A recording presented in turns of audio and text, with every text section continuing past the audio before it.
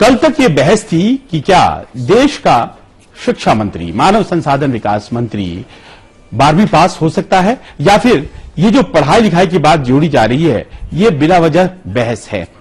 आज थोड़ा विवाद गहरा गया और योग्यता को लेकर ये जो विवाद है वो गहराने के बाद अब कहां पहुंचा है इसे भी समझने की जरूरत है, क्योंकि मानव संसाधन विकास मंत्री की शैक्षणिक योग्यता को लेकर ये जो विवाद है उसमें विवाद स्कूल शिक्षा प्राप्त स्मृति आखिरकार क्या बन सकती हैं शिक्षा मंत्री, इससे बढ़ता हुआ इस बात पर आ गया है कि क्या 2004 में जब उन्होंने चुनाव लड़ा और 2014 में जब उन्होंने चुनाव लड़ा तो दोनों वक्त जो हलफनामा उन्होंने दायर किया वो अलग अलग ब्यौरे रखता है, क्योंकि 2004 में उन्होंने आखिरकार क्या लिखा था।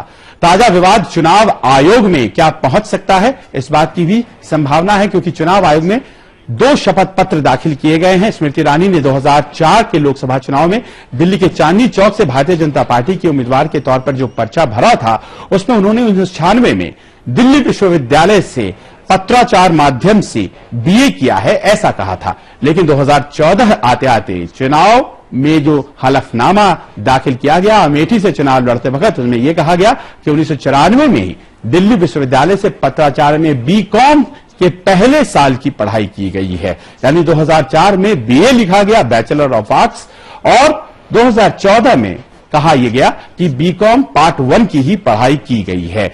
देश के शिक्षा मंत्री और उनकी शिक्षा को लेकर इस तरह का बहस, और ये बहस अपने आप में किस तरह से और आगे बढ़ती जा रही है और क्या क्या रूप ले रही है ये बताएंगे आपको। लेकिन क्या ये जो एफिडेविट और ओथ लेकर के गलत बोलने का मामला बन रहा है, कांग्रेस इस बात को उठा रही है।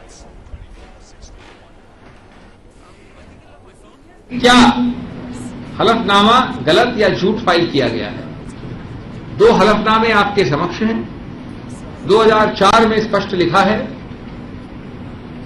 कि मंत्री महोदया बीए हैं 1996 से बीए।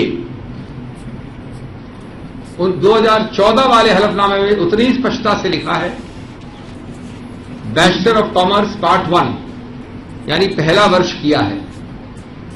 अब दोनों हलफनामे सही नहीं हो सकते, या तो बीए वो नहीं है और 2004 में गलत शपथ ली गई है, या वो बीए हैं और 2014 में गलत शपथ ली गई है। इसकी स्पष्टता सिर्फ बीजेपी कर सकती है। अब समस्या ये हो रही है कि स्मृति ईरानी दिल्ली में है और उनकी तरफ से अभी तक कोई सफाई नहीं दी जा रही है।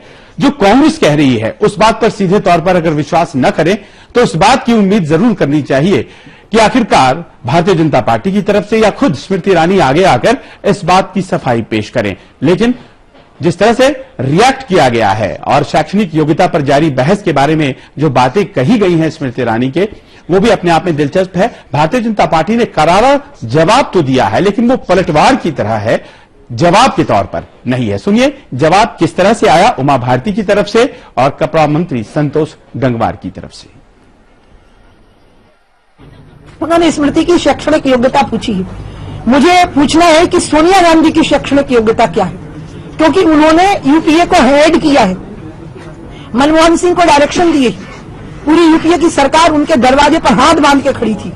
तो सोनिया गांधी जिन्होंने यूपीए की सरकार चलाई हो, उनके क्वालिफिकेशंस क्या हैं, पहले कांग्रेस के लोग उनका सर्टिफिकेट दिखाएं कि वो कितनी पढ़ी, कहां पढ़ी, किस प्रकार से पढ़ी, पढ़ाई का प्रकार क्या था, इसके बाद वो स्मृति ईरानी के बारे में सवाल कर पाएंगे।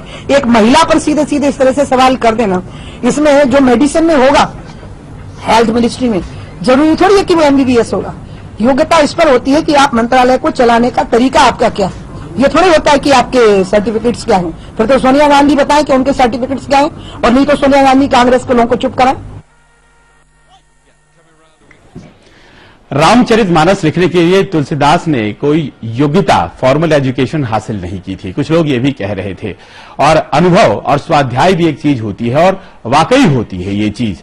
लेकिन जो सवाल खड़ा किया जा रहा है वो ये है कि 2004 में हलफनामा और 2014 का हलफनामा अलग अलग कैसे है, और स्मृति जब तक सामने आकर खुद नहीं बोलती हैं तब तक शायद ये विवाद रुके नहीं।